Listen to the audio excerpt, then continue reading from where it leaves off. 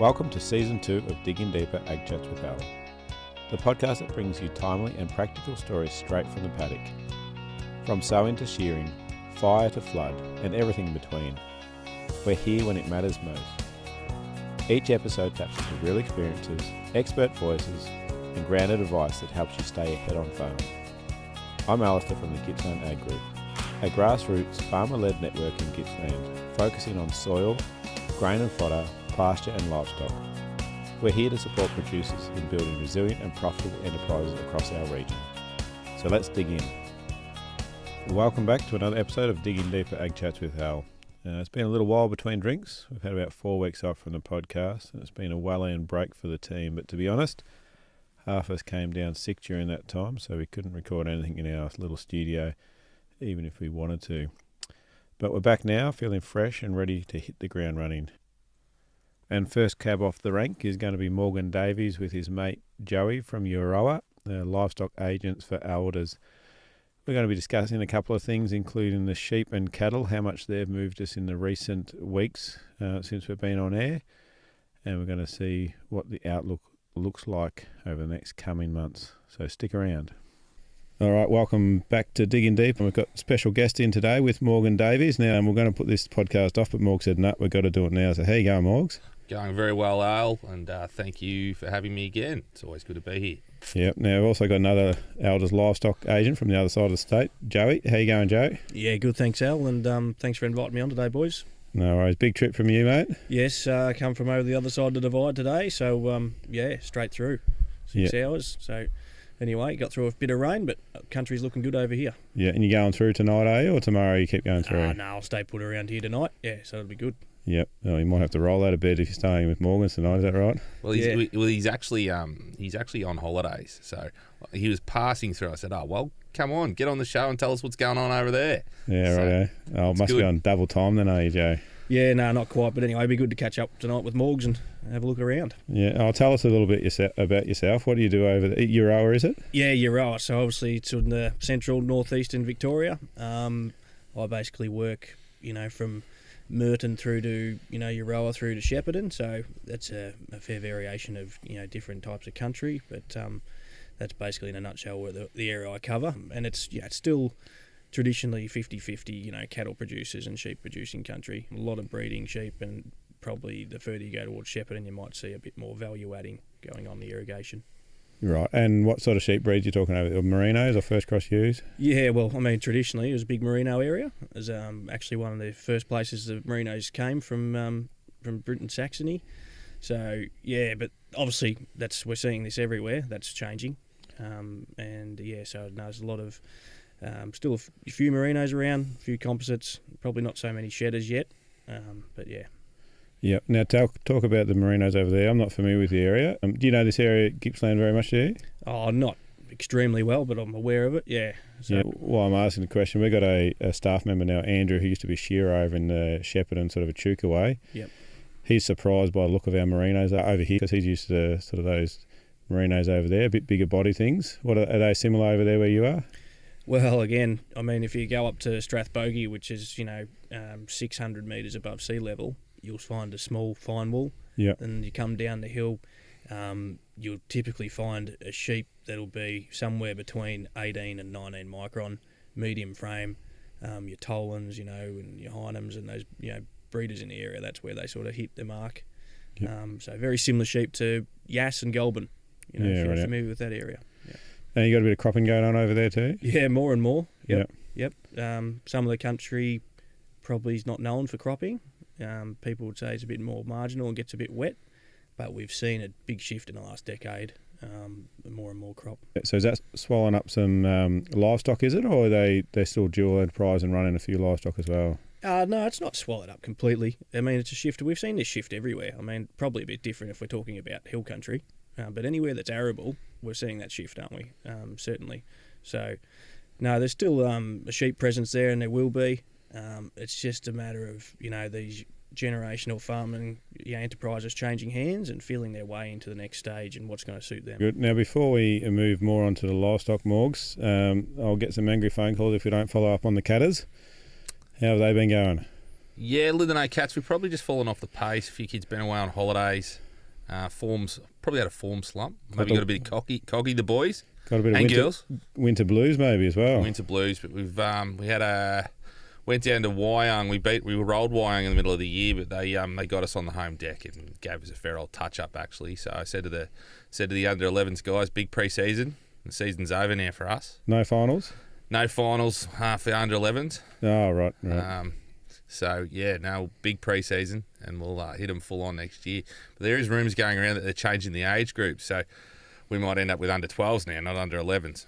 And under 14s then, or under 12s, 14s, or 16s. But that's only rumour, Al. So righto. Don't quote me. Don't quote me. You heard it here first. So. On the Digger Deeper, groundbreaking stuff. That's it. We'll put on one of the shorts. We'll go viral. Now, my son's a small 13-year-old, so he'll be actually very pleased if he goes to under 14. So you just got to feed him more, Al. Yeah, no, a bit more red meat. Yeah. All right, where are we going today, Morgus? I did mention at the start, but we're going to put this one off. But you said no. We've got the big gun down anyway, so we've got to get him in the studio, and things are really starting to move. So. He's on camera, so I'm aware of that. Yeah, I'll put him nice and close. I'm bloody aware of that. G'day. Now, look at Al. You came and saw us. I don't know at the sheep market at Bairnsdale, which was again a very very strong result. Moving quickly in the sheep job, and I think Joe's probably better equipped to answer that. Most of those questions are what he sees, but it's just sort of everything's trending in the right direction, and we've all been worrying about it and when it's going to happen, and we've all been talking about it. Well, it's certainly upon us now. Leongatha today, 2,500 cattle and plenty of cattle. It's hard to buy a feeder under $5, steer and a heifer, mid fours. So it's $2,000 bottom line for a feeder type 350 plus kilo animal. So go back 4 weeks. How much has it moved in 4 weeks' time? Well, close to $1. Yeah, right. Yeah, and you go further back. That's for a feeder, and restocking cattle are crashing through $5 into $6 now. For weaner turnout cattle, and so it's a really really exciting time. Cull cows have probably been the biggest lifter. We've seen them to mid fours now, $4.40 and things like that for a heavy kill cow. So that's taken those things plus $3,000. So even money in the dairy cattle, I've heard. Yeah, cull chopper cows. Yeah, cull chopper cow, $1,500, pretty easy. Those things were making $800, $600, $500 when it got pretty dark. So it's certainly $1 lift a kilo on most types of cattle in the past couple of weeks. So it's moving very, very quickly, and who knows? It's untapped. It seems very early for it to happen, really, as we hit the spring. What do you think, Joe? Yeah, no, I agree. We're going to see a good bit of growth this month. Everyone's got the rain. But the projections of the supply overseas in the States and in South America all suggest that we're in a pretty good position going into the end of the year with our export product. Yeah, what's our dollar doing? Is that 66 cents at the moment? Yep, so still sitting good for export, obviously. Yeah, you don't want to bust through 70 too much. That's the old rule of thumb. But again, it's just groundbreaking what's happening. So I think it's a shortage of protein everywhere, and everyone's scrambling for that. Processors have had pretty consistent results all the way through. They've been clearly had some pretty good enterprise in the past few years. So they're stocked up their war chest a little bit, you reckon? You'd think. I don't know. I don't know where the break-even point is though, and they certainly won't tell us. Yeah. So a lot of cattle to come into the spring, and they'll certainly sell very well. East Gippsland, in my opinion, we've had a couple of good seasons. We've got a bit dry in various times, but we've been going okay. I think there's a lot of cattle to come in the spring too. So, and that's not necessarily the case across the state. How are you seeing it? Yeah, no, I think the interesting thing for me in the last month is the feeder job and the store jobs probably hit the equilibrium with the kill job. So there's been good opportunities to buy these cattle and value add them, into killing more killable commodities at less cents per kilo live weight, of induction. And that sort of changed. It sort of leveled out, hasn't it, Morgan? And it could just we've seen it before. It certainly can go on the other side of what the kill job's doing, live weight. Yeah. So is that going to bring the fall pretty quick then? Is it if we go too high? Well, yeah, we worry about the fall. We still got to get to the top of the mountain. Jesus. Now you're trying to drag us back. Yeah. No. No, I think all pessimist us farmers. So what do they say? Always borrow money off a pessimist because they never expect it back. Yeah. But no, I think there's probably longevity in it. There's a few forward contracts and prices getting thrown around for November and things like that, and they're better than what they are now. Right. So that says looking positive. Yeah. Which I've never. It's a 1 in 10 year anomaly where it gets dearer as it goes through the spring, and I think that trend's going to happen this year. So I reckon I've only ever seen it once. So I've been in it 20 years, so this will be the second time. So it never really happens as you hit the back end of spring, seasonally driven as well. September, it's usually okay. By October, hits dry, it gets dry, or something goes wrong. A lot of cattle flush on then. I don't think those cattle are there in a massive amount. Your thoughts, Joe? No, I agree. Yeah, I mean everyone is probably more so in my area than here. Everyone's destocked for obvious reasons through the seasonal conditions and the Western districts too. So we see growth. It's a no-brainer. They're just going to sit on cattle. Yeah, and they're going to have to put weight on them. And if they're having a season, be selective when they sell them. If they're having a season, they don't have to dump cattle either. The Big Brother down the road, South Gippsland and things like that, they're being dry now for the sort of 12 or 18 months. So you're closely linked down there, Morgs. What's their season looking like right now? Take away the dry beforehand. Yeah, it's been it was very, very dry sort of May, June, heading into June. They've had relatively good rain, not significant. Any runoff for the dams? Little bit starting now. So I went around Mum and Dad's place yesterday. Yeah, Tuesday. And their country looked pretty well, like short and green, but it's mild, it's sunny. See, if they're getting big dumps of rain now, they get a lot of mud. And as we know, big issues with mud in South Gippsland. That's not happening. So it's been quite mild there, which is a perfect season for them. They might start picking up a bit of rain now through. That's as good a result as you can get. Once it starts warming up and a bit of growth to go along with it. Starts bouncing out of the ground. And, and there's a lot of cattle that have been sold there. There's not many big cattle down there either in terms of bullock and kill cattle. So those cattle won't come until December, Jan, you would think, if they have a season. All right, Morgan, now you're going to have to keep your mouth closed for a minute because you're my agent. I'm going to ask Joey for his prediction. Cow and calf package, springtime. What are they going to get to? When do I offload? Well, look, it's certainly seen some tough times in the last 6 months. We've seen that. They've looked very good buying, and there just wasn't the feed around through winter for anyone to really hop into them. And until the split values come up, like we've seen in the last month, it was pretty dire for the cow and calf job. But just explain the split value. Well, split value, when I refer to that, is what a cow's worth as a processing commodity and what a calf's worth as a store commodity to get weaned onto pallets or reared onto milk. So you take like the value of a calf, the value of a cow, and it's not always the same if you sell a cow and calf packages. Well, bear in mind, obviously it's more appropriate with an older outfit because she's at her maturity and she's probably the heaviest she's been or close to it. You're looking at a 450 kilo heifer, split value is probably not appropriate. But no, to answer your question, I think it's going to be 4.5, could get 5. We've seen that before. You say $5,000. We get rain and grass does funny things, Al. You know that. What time of year?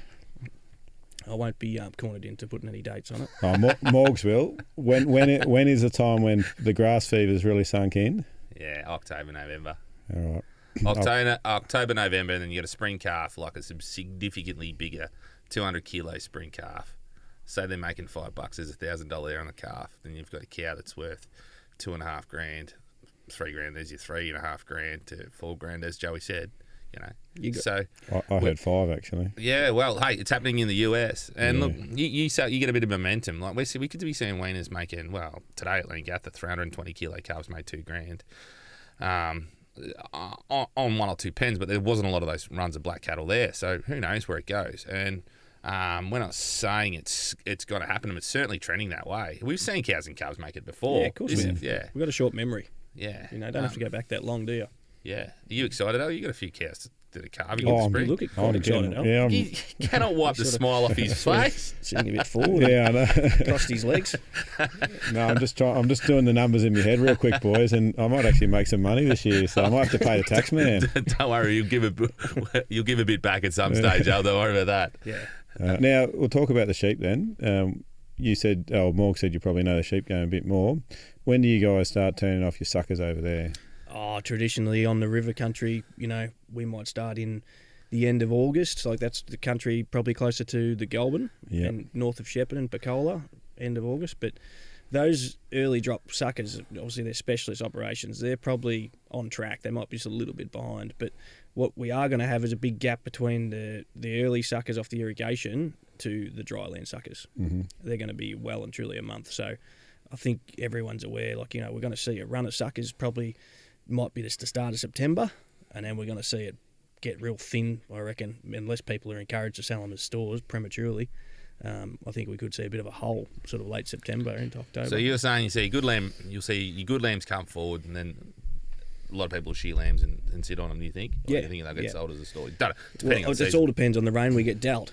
But I mean, like, for instance, there's been store lambs bought out of, central New South. $18 a kilo. 2 weeks ago, they were 35 kilos live weight, $200. So Unbelievable. that's eh? going to tempt a few people to probably, if they're in a position seasonally or financially, that's probably going to bring a few out, isn't it? Yeah. And a lot of sheep sold in WA and things like that. There's none of those sheep flowing across anymore. That's all stopped too, isn't it? Yeah, well, that's right. But, the interesting thing, I heard the other week that, our national flock at the minute is still higher than it was in 2019.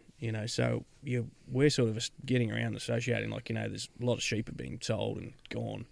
But, last year was a 15-year high, I think, for the national flock. So we've come off that big boom of numbers. National flock killed, processed? No, or just the national flock on the ground. Yeah, it was okay. just shy of, I think it was just shy of 80 mil Is that 'cause last of, year. what, all the Dorpers and Aussie Whites in the back country, or what's going Yeah, on? round them up. Oh, well, I think, what I've heard is a big shift away from merinos. The replacement ability of those composites and first cross ewes now, No, that's, yeah. the lift in conception rates and marking rates, and Yeah. so the ability to rebuild so quickly is surprising lots of people. So Yeah, that's right. There's a big shift in the shedding sheep have got a massive part to play in our future in Australia in the sheep industry. There's no doubt about that. It's just finding that right strain with the temperament.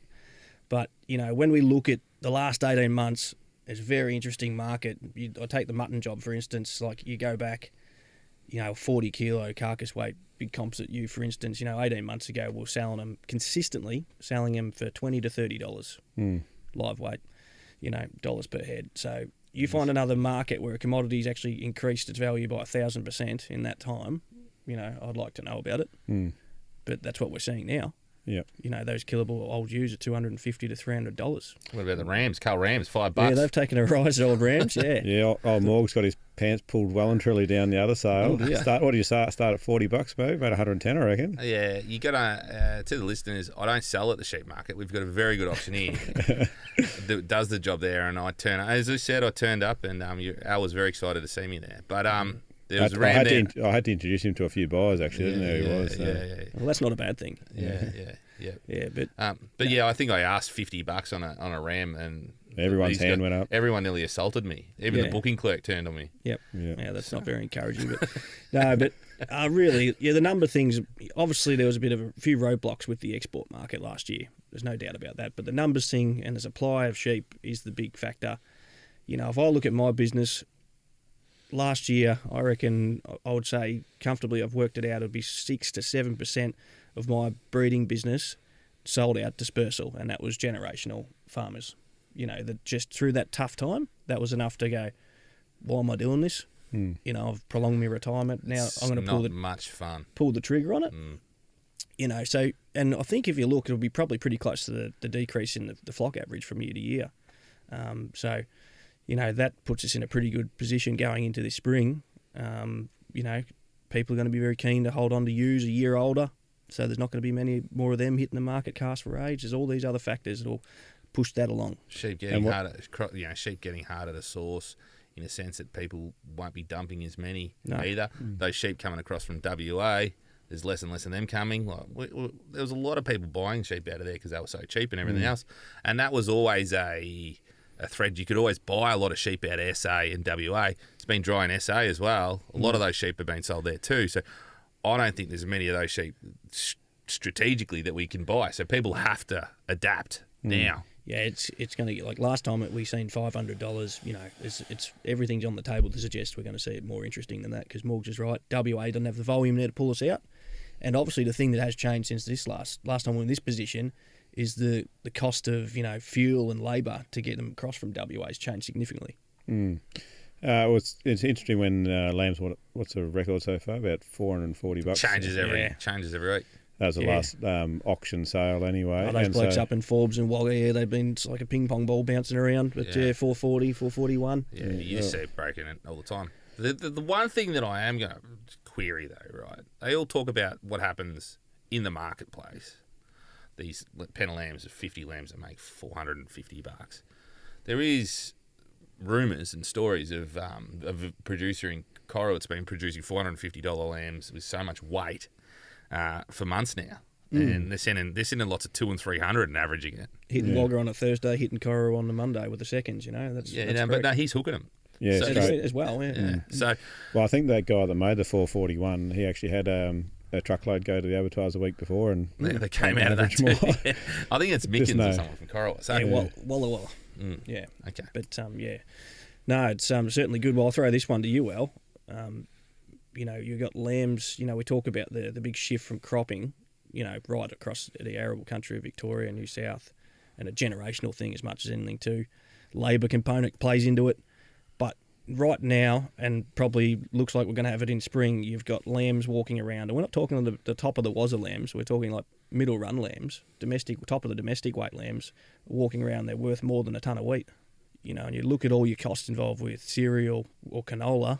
Fert. Your fert, your rees through the roof, you're spraying 7 or 8 times, your planting equipment and your maintenance. So there's going to be some farmers, I think, scratching their head probably at the end of this year going, Dad was right. Might look at getting a few sheep again. Yeah. Split it 50-50. Well, if I want to make some money, I'll be a fencing contractor next couple of years. Yeah. There are going to be a few paddocks that are going to be re-fenced again because a lot of them are taken out or left run, and the idea of a few lambs running around. And I got a quote the other week for some fencing, $17,000 a kilometre down here, Morgs. Yeah. Yeah. So if you ever get you're sick of the old livestock in, then get into fencing because there's a bit of money to be made there, I reckon. Yeah. You'd swing off a steel post quite well. I've got a very soft hands there. Yeah. You've told me you worn out a few crowbars in your time down to toothpicks. Yeah, no, where crowbars down to roofing nails, mate, back in my day. Yeah, when I was in my prime. Oh, how things have changed, though. I said in my prime, Al. Yeah. Oh, that's it's encouraging if you have got some animals around you, which is good, but it's always going to be a long game, this farming caper, so it'll be interesting to see how the season plays out. Now, don't want to blow your head up anymore, Morgs, but you haven't been wrong too many times when you've made predictions out here. Wow. I keep trying to get you to pull you up, but you've always been pretty on the money. So you're petty like that, Al. You just want to see me fail. No, it's just everyone keeps calling in, says pull him up. He's wearing a pink shirt. You got to pull him up somehow. So yeah, well, yeah. Now this might get you though, Morgs. Okay. So I told you that I've got a bit of a surprise set of questions for you. I just did my MSA accreditation the other week. Good. Yep. And I thought, I wonder if my livestock agent would know this, because he should, because he's the one that books them into the right places. I'm going to run through the questions for you, all right? Right. You can phone a friend in Joey if you want. Okay. Is it like so there's A, B, C, D? Is that no, right? you can't always pick C like in school, Morgs. All of the above. Yeah, you always go D, all the above. Yeah, no, it's C, statistically. C. Yep. All right. MSA accreditation. These are actually their accreditation questions. So we're doing the questionnaire live, are we? Yeah, live. So if you muck up, it's all getting recorded. What happens if I swear? Yeah. Yeah, I just got to tick a box on when I produce it, so it's fine. Right. Go. What is glycogen? This is A or B question. It's only A or B, so it's pretty straightforward. Yeah. What is glycogen? A type of northern tropical pasture, or B, energy stored in the muscles that determines pH of meat? Energy stored in the muscles. Tick. Yeah. Glycogen levels are built up through nutrition and careful handling. Adequate levels of glycogen at processing contribute to improved eating qualities. Yeah. Is that true? Adequate levels, yes. Yes, correct. Name 3 things that can cause, this question 3, name 3 things that can cause high pH in meat. There's an A, B, C, D, but do you want actually high pH? So stress. Yep. Poor nutrition. Yep. Change of season or weather. Oh, he's good. Can you read me sheet? No, I can't. Dehydration. Dehydration. Yeah. There's one you've missed, or it was on there. It was poor handling skills as well. So which is parts of that stress. Yeah, so. You're not a bad handler of stock though, Al. So I didn't even. It's not even relevant. Yeah, Jack Russell's hanging off the heels. a little Joycey getting into him. Yeah. Question 4. Is recommended that cattle are mixed with different mobs within 2 weeks of dispatch from the property. Is that true or false? They've got to be kept separate. So once you get your cattle drafted 10, 14 days out, if you're going to kill them in an MSA program, you want them kept as that mob. Why is that specifically? Bullying. Yep. As Like the social hierarchy. social hierarchy, cattle determine and change their social hierarchy all the time. Heifers cycling and bullying and things like that. Steers can ride the hell out of heifers and things like that. Yeah. So, Yeah, very good. Question 5. What is what is the MSA specification for beef carcass ultimate pH? So is it above? So I'll give you. Is it pH above 56? No. Hang on, I misread it for you. Don't look at the questions. MSA specification for beef carcass ultimate pH. Is it above 5.71 or below 5.71? Yeah, you want it below 5.71. Oh, he's good. You don't want high pH because that determines That's meat colour. The dark cutters and stuff, doesn't it? Yeah. Yes. Toughness and I learnt today. Toughness, I've got a very high pH. Yeah, you would. Yeah. It spoils really quickly too if you've got a high pH apparently. Yeah, Shelf life goes down. Eating quality goes down. Colour of meat goes down. Yeah. Question 6. Do producers need to complete NVD as well as MSA vendors' decks? Of course they do. Yes. Question 7. How many weeks off shears before... this is a lamb question. You might struggle here. Oh, well. How many weeks off shears before dispatching MSA lambs? Is it 2 weeks or it doesn't actually affect meat eating quality? 2 weeks. 2 weeks. No, Joey, you had to phone a friend. No, I brought him with me. Yeah. Question 8. On the NVD for sheep and lambs to be consigned MSA eligible, what information needs to be included? It's a bit of a wank question, this one, but we'll go with it. Go again. What information needs to be included on the NVD for MSA eligibility? All of the above. Be their age and their breed, number, Shearing. antibiotic status. Yeah, you pretty much got them all. Russian, Saudi eligible. The total time off feed before slaughter for MSA sheep should be no greater than how many hours? 24 to 36 hours. 48 is You got the to let maximum. Yeah. So, but that's I've got a question for you, both of you guys, though. right. What is the ideal time off feed? Yeah, I believe for sheep. Yeah. Yeah, sheep. I think you should care for your stock well before you transport them. Then after that, they're, say they get to the plant at 6 o'clock at night, they usually start getting processed throughout that morning. So, as a rule, I think 24 hours is a good curfew. Sheep, on farm, or total. If you like your truckie, it is. Yeah, it depends who you talk to. I don't think there's anything really wrong. If you like, well, I know we don't really get skin prices for lambs anymore either. That's another story. But I think care for your sheep 24 hours before you truck them. You'll see those Western New South Wales producers. They'll truck them days before and actually let them spell at the abattoirs on water in a pen with a bit of hay before they actually get curfewed again. Right. Yeah. Firm believer in the bigger the curfew, the better the cattle or sheep manoeuvre. And also when they get there, let your cattle have time to settle. Let your stock have time to settle while they're there. It's a good thing. We've put that to bed over the years with a few different things, Morgs, haven't we? Like the classic, the getting your cattle in at 7 o'clock and sending them off to a store sale. They're going to get weighed in the middle of the night. They're turning up. They're stressed. They're they're urinating. They're sweating. They're fornicating.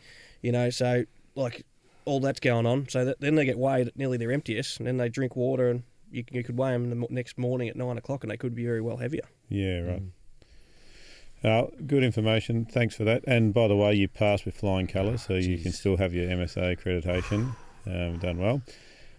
Thanks for coming in, Joey. No, thanks for having me. It's been good. Enjoy your break, and we'll catch up at some stage. I'll make a phone call when I sell my cattle for 5,000. Yeah. You got the pressure. Is that like when we got two tied together? What? Two cows are making 8-legged cows. You never know. No, I think he's right. I think it's not far around the corner. Also, while we're winding up, big shout out to Jolie Stewart. He's a big listener of our podcast, Al. Jolie Stewart. Joel Stewart, Bluey's young buck, one of the 400 Stewarts that live out there at Hillside. Yeah.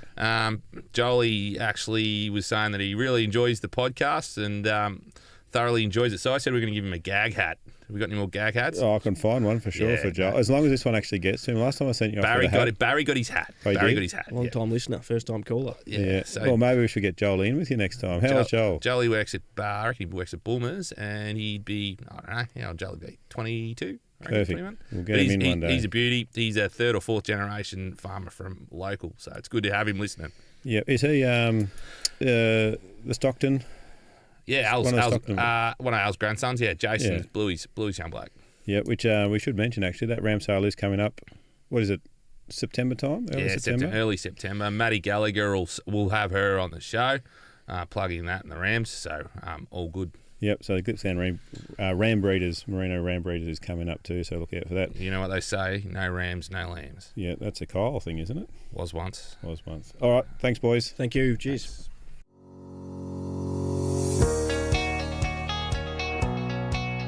A big thank you for tuning in today. And remember, if you have a question about today's episode or a topic you'd like us to cover, reach out to one of our many platforms and join the conversation.